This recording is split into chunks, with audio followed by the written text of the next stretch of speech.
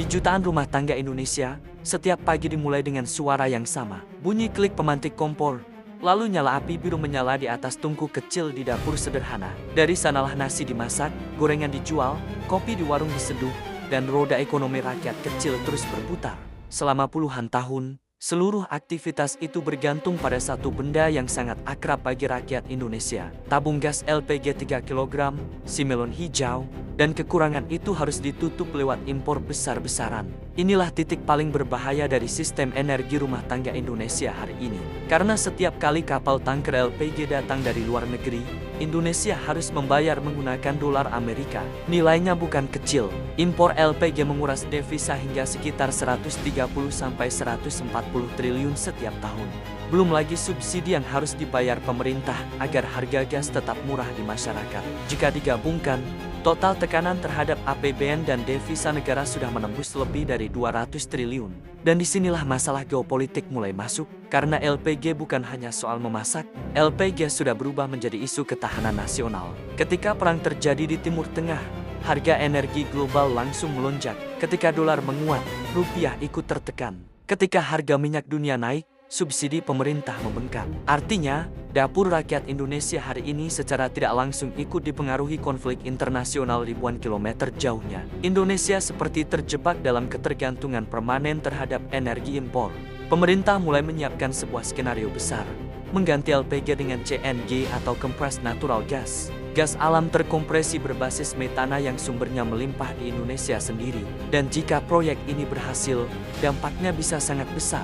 Banyak orang mengira LPG dan CNG hanyalah gas biasa. Padahal secara kimia dan fisika, keduanya sangat berbeda. Dan metana memiliki karakter fisika yang jauh lebih sulit dikendalikan. Gas ini hampir tidak bisa dicairkan pada suhu ruangan. Maka satu-satunya cara agar volumenya mengecil adalah dengan menekannya secara ekstrim hingga mencapai 200–250 bar. Itu artinya tekanan di dalam tabung CNG bisa mencapai 250 kali tekanan atmosfer normal. Inilah alasan kenapa proyek migrasi LPG ke CNG bukan sekadar ganti tabung. Ini adalah proyek rekayasa teknologi skala nasional. Tapi mengapa pemerintah tetap ngotot? Karena Indonesia sebenarnya kaya gas alam. Cadangan gas Indonesia tersebar dari Sumatera, Kalimantan, Natuna, Sulawesi hingga Papua. Masalahnya selama ini, gas domestik Indonesia lebih banyak diekspor atau belum terhubung dengan kebutuhan rumah tangga rakyat. Ironisnya, negara yang kaya gas justru mengimpor LPG dalam jumlah raksasa. Dan disinilah CNG dianggap sebagai solusi strategis. Karena bahan bakunya berasal dari dalam negeri sendiri. Artinya, semakin besar penggunaan CNG, semakin kecil kebutuhan impor LPG. Semakin kecil impor, semakin sedikit dolar keluar dari Indonesia. Dan semakin sedikit tekanan terhadap rupiah dan APBN. Secara makroekonomi, ini sangat penting. Karena salah satu sumber tekanan kronis terhadap neraca perdagangan energi Indonesia memang berasal dari impor migas, termasuk LPG. Jika ketergantungan ini bisa dikurangi, maka Indonesia punya peluang memperbaiki stabilitas fiskal dan memperkuat ketahanan energi nasional. Analisis mendalam. Mengapa proyek ini sangat strategis? Sebenarnya proyek transisi CNG ini bukan sekadar proyek energi. Ini adalah proyek restrukturisasi ekonomi nasional. Ada 3 dampak besar yang sedang dibidik pemerintah sekaligus. Pertama, menyelamatkan devisa negara. Selama ini Indonesia membakar devisa dalam jumlah luar biasa besar hanya untuk membeli LPG dari luar negeri. Padahal devisa sangat penting untuk menjaga stabilitas rupiah. Ketika impor energi terlalu besar, permintaan dolar meningkat. Akibatnya rupiah melemah. Dan ketika rupiah melemah, seluruh barang impor ikut naik harga. Jadi dampaknya bukan hanya gas, tetapi juga inflasi nasional. Dengan memperbesar penggunaan CNG domestik, pemerintah mencoba memutus lingkaran setan ini. Masalahnya, subsidi LPG bersifat sangat sulit dikendalikan. Karena semakin tinggi harga energi dunia, semakin besar pula subsidi yang harus dibayar pemerintah.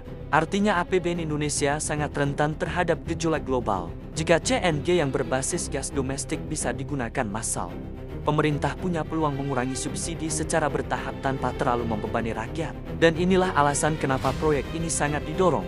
Karena jika berhasil, pemerintah bisa mengalihkan puluhan triliun rupiah subsidi ke sektor lain seperti pendidikan, kesehatan, hilirisasi industri, atau infrastruktur. Ketiga, kedaulatan energi nasional. Inilah bagian paling penting. Selama bertahun-tahun, Indonesia terlalu bergantung pada energi impor. Padahal negara yang bergantung pada impor energi akan sangat rentan secara geopolitik. CNG dianggap sebagai langkah menuju kemandirian energi. Bukan berarti Indonesia akan langsung bebas impor total, tetapi setidaknya ketergantungan ekstrem terhadap LPG impor bisa mulai dikurangi. Dan dalam dunia geopolitik modern, negara yang mampu mengendalikan energinya sendiri biasanya memiliki posisi ekonomi dan politik yang jauh lebih kuat. Tantangan besar, teknologi dan infrastruktur. Namun di balik semua potensi itu, tantangannya juga sangat besar. Karena membawa gas bertekanan 250 bar ke jutaan rumah rakyat bukan perkara sederhana. Tabung baja biasa tidak cukup aman dan terlalu berat. Lebih ringan, tahan korosi, dan memiliki sistem keselamatan lag before break. Artinya gas akan bocor perlahan sebelum tabung pecah. Jika harga tabung terlalu mahal, siapa yang akan menanggung biaya awal distribusinya? Pemerintah, BUMN, atau masyarakat? Belum lagi persoalan regulator tekanan tinggi, conversion kit, modifikasi burner kompor, sertifikasi keamanan, hingga pembangunan jaringan distribusi dan SPBG baru. Jadi narasi plug and play sebenarnya tidak sesederhana yang dibayangkan. Secara teknis, kemungkinan besar tetap dibutuhkan penyesuaian sistem kompor dan regulator.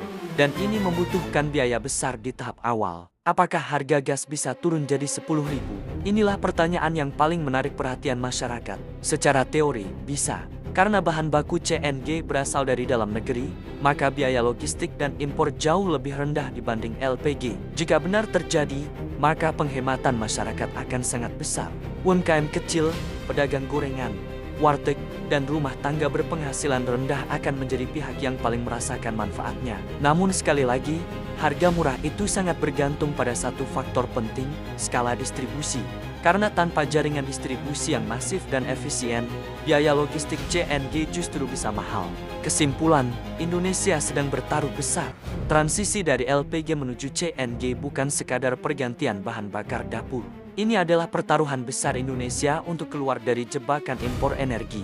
Jika berhasil, Indonesia bisa menghemat devisa ratusan triliun rupiah, mengurangi tekanan subsidi, memperkuat rupiah, sekaligus membangun kemandirian energi nasional.